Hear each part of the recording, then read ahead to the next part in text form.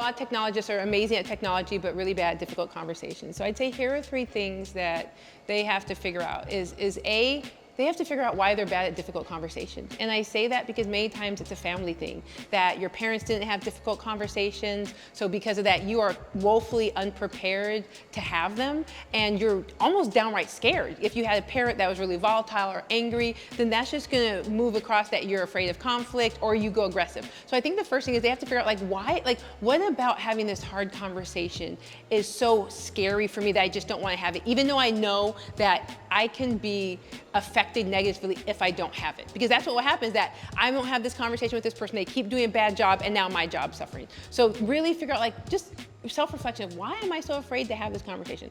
I think the second thing is they have to be okay with people emoting. We live in a time where if someone emotes, this is why I didn't want to have the conversation with you, because you're upset. If you're telling me something bad, I get to be upset.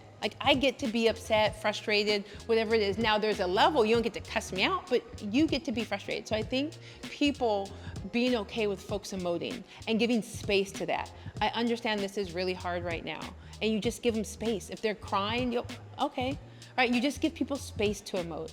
And I think the third thing when we talk about difficult conversations is to write down some of the key points. Because what people tend to do is that the conversation is like, hey, how's it going? How's your family? And it's this kind of BS conversation, then we get to it. And then it goes 0 to 1,000, and there's nothing that we've prepared for.